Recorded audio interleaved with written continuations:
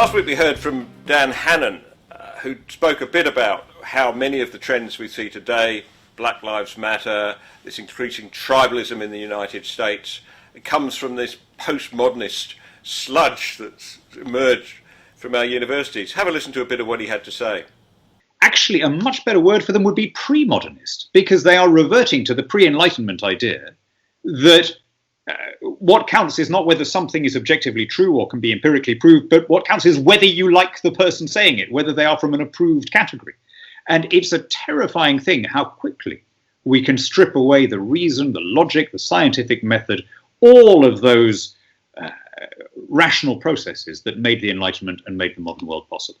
Well, to continue that theme today, I'm delighted to welcome Bella de Brera from the IPA. She runs the Foundation for Western Civilization program and very closely been thinking about some of these same issues. Welcome, Bella, to Watercooler. Thank you so much for having me on today.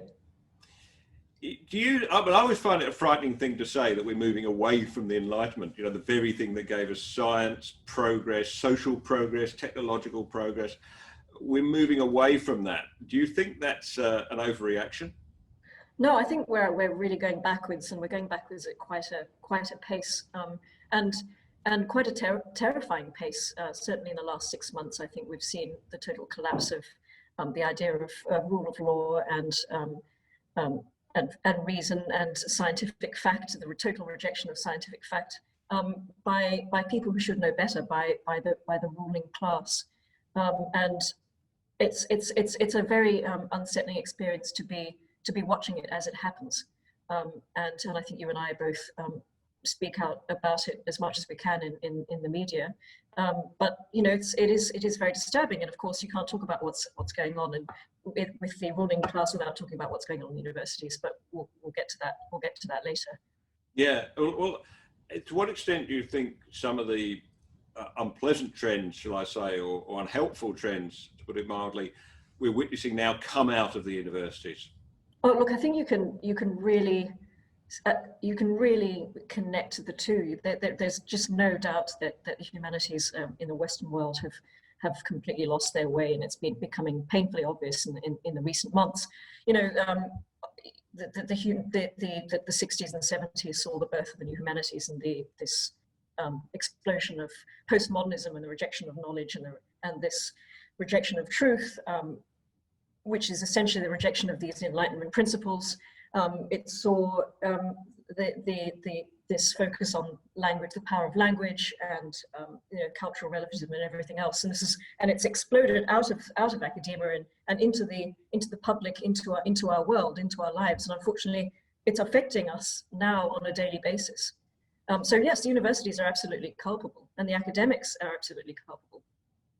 One example that struck me as a complete rejection of the principles of the Enlightenment, the principles of empiricism, is how we're seeing this big argument now over, whether certain medicines would be a cure or would help, control the disease if people get infected. Now, I would have thought it'd be nice if we could actually look at the facts surrounding this, but instead we're locked into a debate about who said what. And if Donald Trump recommends or suggests there might be some promise in a particular medicine, immediately it's rejected out of hand by the other side, right?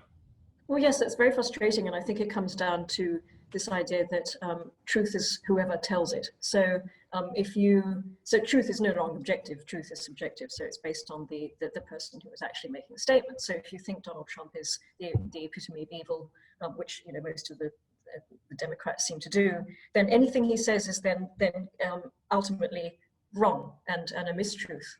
And this is the problem isn't it, with making truth so objective. And it's also interesting, if you look at the whole Black Lives Matter thing, and these comments about not so much Black Lives Matter, but the recent comments that you can't be a Republican and black, so therefore it negates your blackness. It's politicizing race, and it's politicizing truth, and it's a terrible state that we've got into in the world. I'm sure if our civics teaching was a little bit better in schools and universities, people might be more aware of the way we're trampling on many of the values and the traditions and the institutions which have served us so well. you think that's right?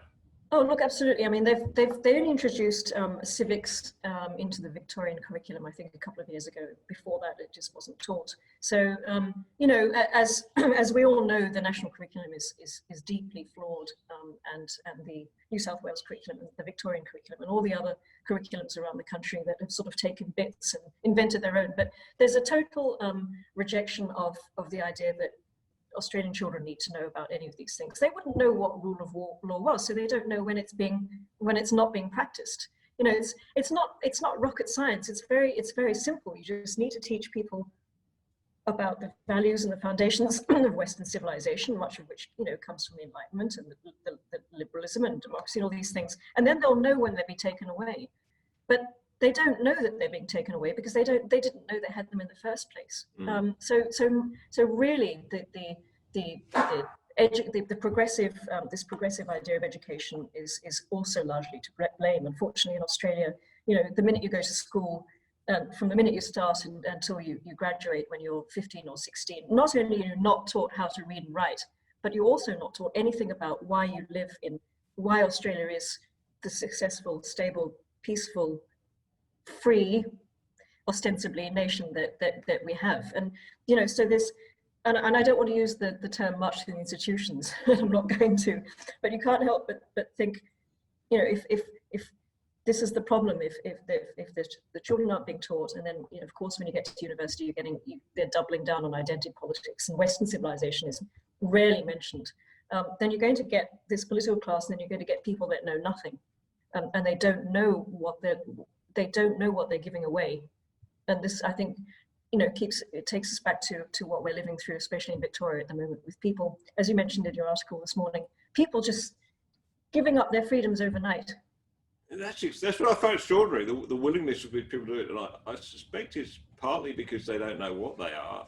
But, you know, so we've got the situation now, as we now know, in Victoria, where the chief medical officer, the chief health officer, as he's called in Victoria, is essentially above the law, right? He can authorise people to raid your home, destroy your property, destroy your home if he thinks fit, you know, without having to go to the courts for any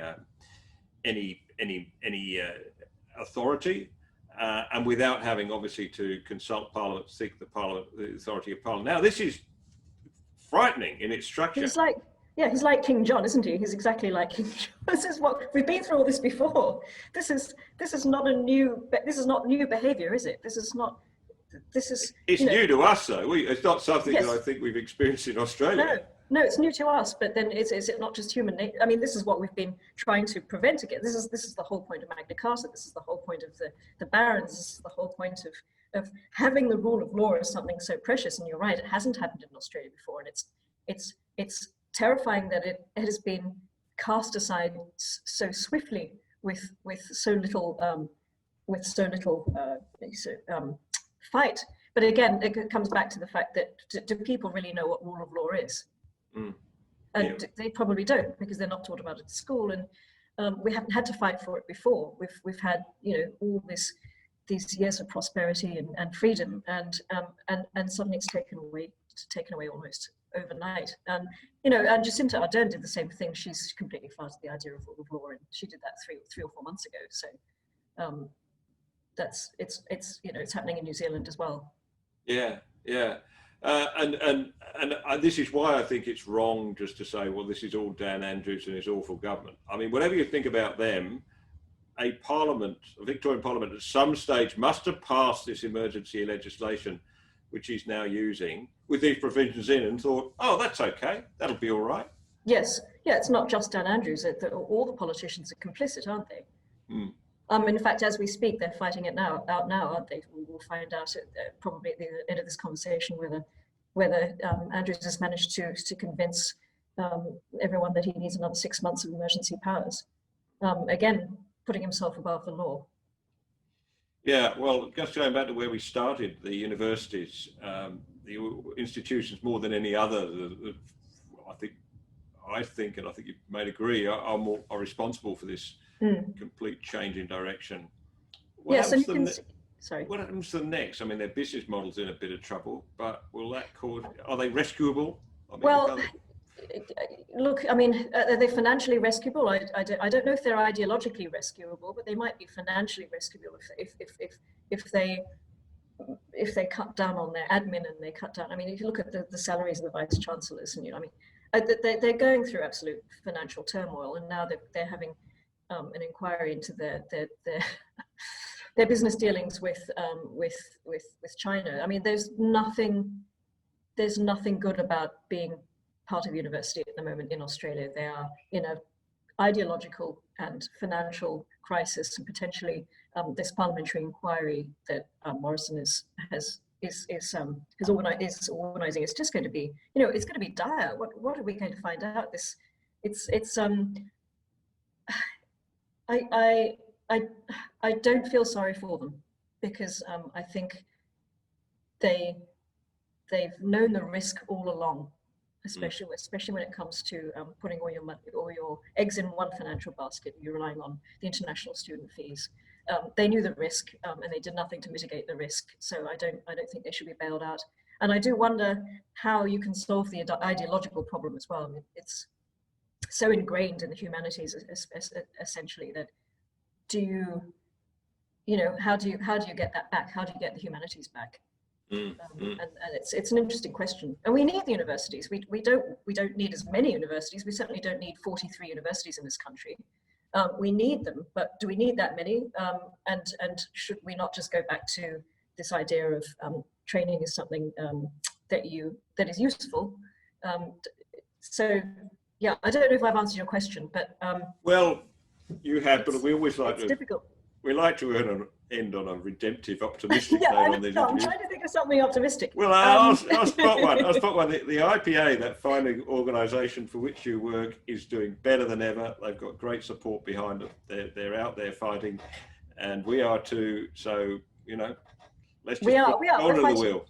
Yes, and in crises like these, this is good. This is focusing people's minds. In fact, the very fact that we're actually talking and thinking about the rule of law and we're thinking about our freedoms is a good thing. Never waste a good crisis. Never waste a good crisis. Thank you, Bella. Thank you. It's been a pleasure to talk to you. Thank you.